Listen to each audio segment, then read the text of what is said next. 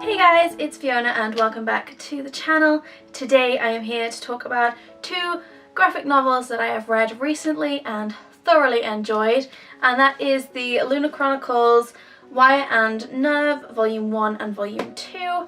My husband bought me these for Christmas because I have been after them for quite some time, and if you can hear any crazy noises, it's my cats chasing each other up and down the stairs because they're idiots. So this review isn't going to be super long, mainly because these are set after the Lunar Chronicles series, so Cinder, Scarlet, Cress and Winter, so I don't want to spoil anything. This is spoiler free and I'm just going to talk a bit about why I liked them. In both volumes 1 and 2 we follow Aiko, the android from the Lunar Chronicles series. She is Cinder's best friend and little comrade, and it's really interesting and exciting to see this all set around Aiko. Obviously all the other characters are there that we know and love, and not mentioning who is or isn't there because spoilers. But I really enjoyed reading these books and I grew really fond of Aiko because I wasn't that bothered about her in the series. Cress is probably my favourite character, but I really grew to love Aiko and a lot of the other characters. So the main reason I actually wanted to read these, besides needing more Lunar Chronicles in my life, because who doesn't, is actually when I saw the illustrations.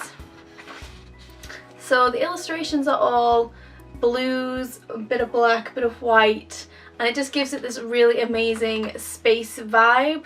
I loved the colour palette, but at first I wasn't all that sold on the actual illustrations themselves. I like mine to be quite sort of clean cut. I don't like very traditional graphic novel styles. I like more modern, brightly coloured, very bold lines. So this is sitting somewhere between the two, and in the end I really enjoyed the illustration style as well as the colour palette. The orange and the blue of the covers is...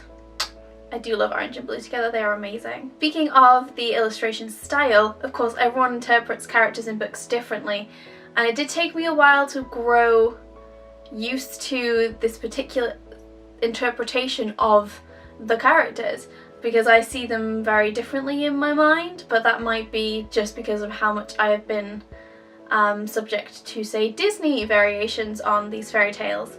So maybe that's just what that is, but I did like the character designs in the end. Again, they grew on me. Aiko's particularly is very good. Because of these, it felt like coming back home to the series, because it's been quite a while since I finished the Lunar Chronicles and I read the short story collection, and I was really missing them. It's one of those series that can just carry on and carry on because it's set in such a vast universe, and it was just so nice to have a slightly different way of telling the story, and I would really like to see more of this kind of thing done, not necessarily with Lunar Chronicles, but I would quite happily have more Lunar Chronicles, but with any kind of series really. And it was so nice to see all of our favourite characters in there, to see Cinder again and how she's settling into her role currently, no spoilers, and how the world of Lunar Chronicles has changed so much, even since the end of the last book. This gives you an insight into what happens next. Like I said, I really grew to love Aiko a lot more than when I read her in the actual series, and I think that's what made this book so good, is it wasn't based around Cinder. Obviously Cinder features heavily in it because she's one of the main cast, but it was more from Aiko's point of view, Aiko's perspective, Aiko's feelings, but with all the other characters involved as well.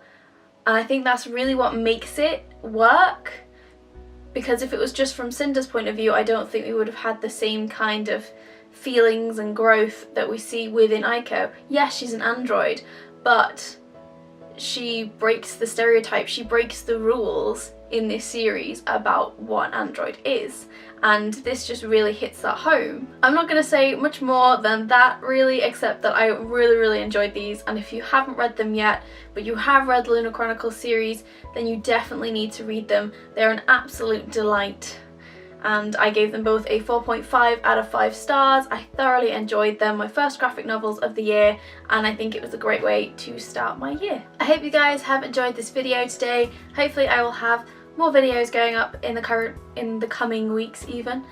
I have been really unwell with a cold, which doesn't seem to want to quite go away It seems to be making a comeback today, which is kind of annoying, which is why I might sound a little bit nasally, but hopefully we will see some more stuff soon, and I hope you enjoy. You can always contact me on my social medias, and you can always subscribe so you never miss a video. And hopefully I will see you all in the next one. Bye!